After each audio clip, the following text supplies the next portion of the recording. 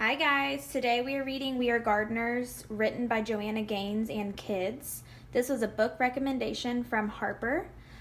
She wanted us to read this book and her mom messaged me, so don't forget that you can recommend any book and I can read it to you guys. I do recommend that it is a picture book just so I can put it in one video.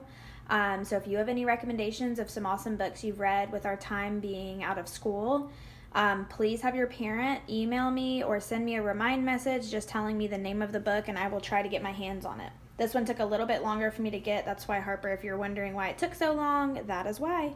All right, we're going to go ahead and start We Are the Gardeners, written by Joanna Gaines and kids. And you'll notice I even put right here, it belongs to Miss Hallberg, but it was recommended by Harper. We Are the Gardeners. Now there is a dedication page that we can talk about. It says to our dad. So this is who Joanna Gaines and the kids dedicated this book to. It says, you have taught us that we can do hard things and to never give up even when we fail.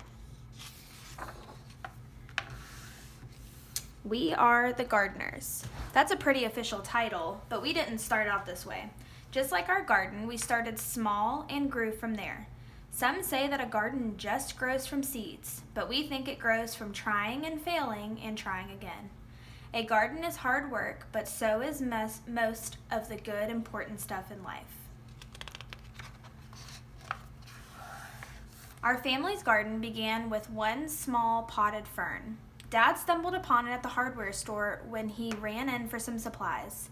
He said it was just too cute to leave behind and thought it would make Mom smile, and it did. We chose a sunny windowsill for that pretty little fern. It seemed like a good, safe spot for him to grow. This was back when we were little kids, but we still remember visiting the plant each day to give him a drink, and sometimes we'd even whisper to him a bit. And then, plot twist, out of nowhere our fern died. Death by overhydration. That's just a fancy way of saying we gave him way too much water. Looking back, each one of us must have watered him every day. That's a lot of drinks for a little plant.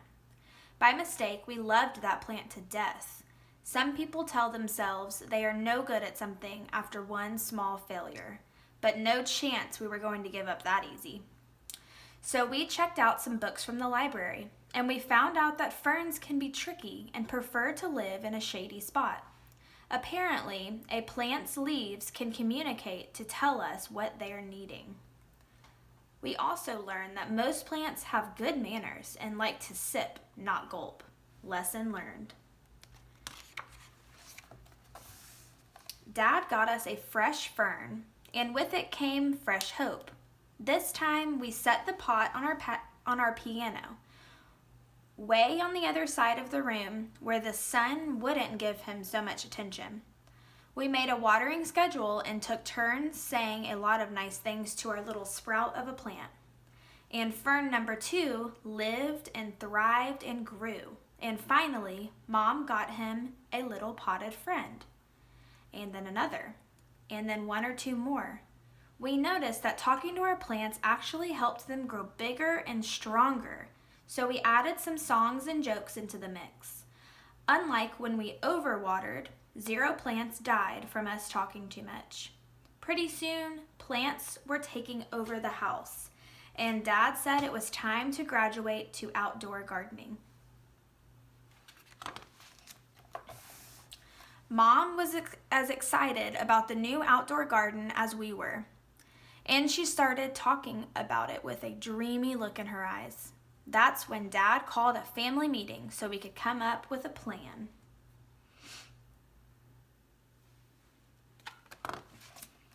We all gathered around the kitchen table and got to work dreaming, planning, and drawing things out.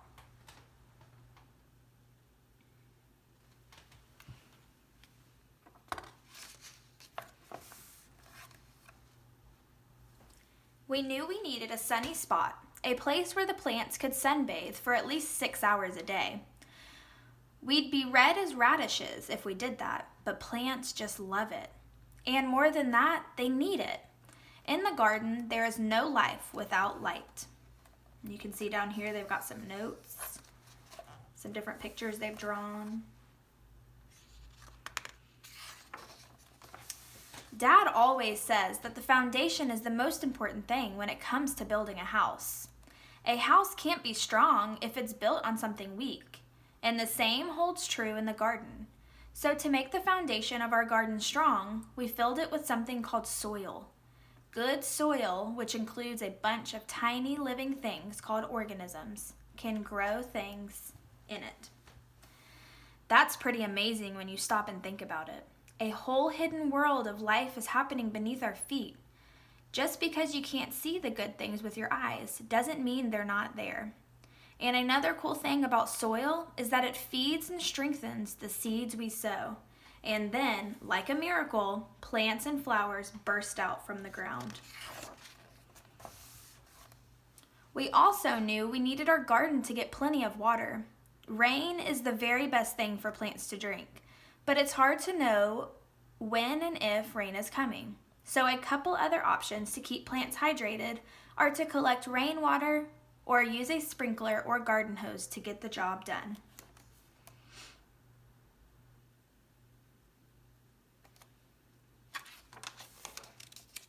Once we had a location with plenty of sun, good soil, and watering plan, we got right to work. First things first, seeds. The most fun part of planning out our garden was deciding what to plant. We started with the foods we like to eat, like strawberries and tomatoes, and then we chose some pretty flowers to keep them company. The things about everything a plant will grow up to be is already hidden inside the seed. We chose flowers like zinnias, sunflowers, and cosmos so that pollinators would visit our garden. Butterflies, hummingbirds, and bees spread pollen around from flower to flower, encouraging even more things to bloom.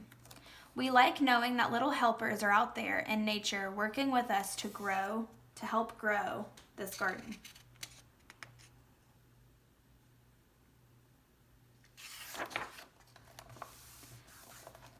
The bees must have put word out that we had a pretty good thing going, because sure enough, all sorts of other critters started to arrive. We quickly found out that there were 3 types of bugs in our backyard: the good, the bad, and the ugly. Let's start with the worst part. It was a pretty sad day when the aphids arrived. They are some of the more well-known villains in the gardening world. They suck the life right out of plants. Then the ladybugs showed up to eat those pesky aphids for lunch. Ladybugs are sure part of the hero camp, bravely protecting our plant friends from harm. And we've got to tell you about earthworms. They're the sweet secret agents of the garden. Earthworms eat all the dead things, like old roots and leaves, and turn them into life for the soil. Every time we found one, we would all high-five and celebrate.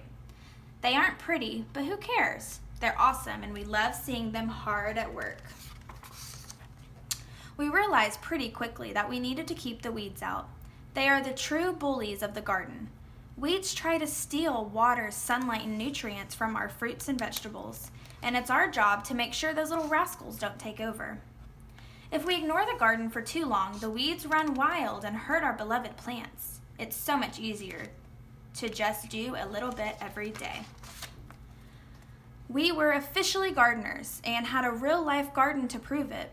That garden became our pride and joy. Day in and day out, we tended to our plants, making sure they got plenty of sun and water. Every time a new plant sprouted up from the ground, our excitement grew right along with it. As time passed, our garden grew bigger, and so did our family. When our garden was finally in full bloom and growing tall, we'd run through the aisles and watch the butterflies flutter around us. But one day, as we were mid-skip, we noticed some trespassers helping themselves to lunch. And by lunch, we mean half of the garden. Animals may look cute and innocent, but some have a sneaky side. They can wipe out a garden in no time flat.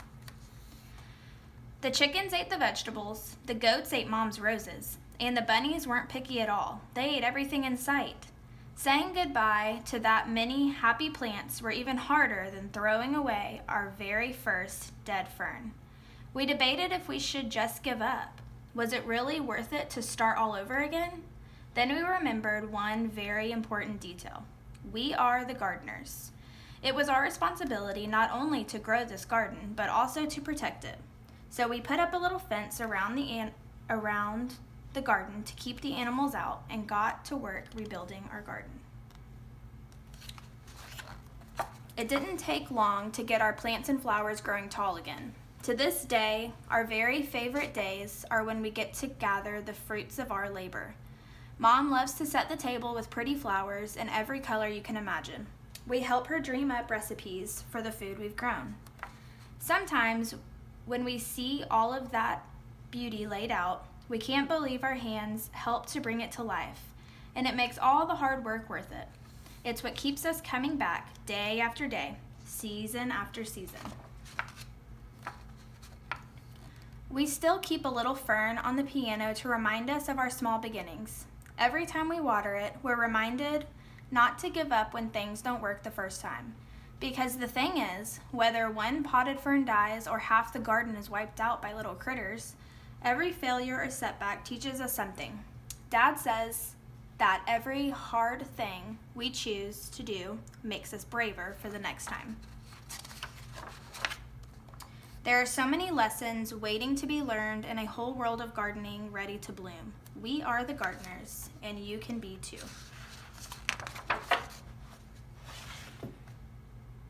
All right, and thank you, Harper, for recommending this book. Guys, please, please, please recommend any books that you want to see. Remember, your parents can email or message me, and I will get my hands on whatever picture book that you decide.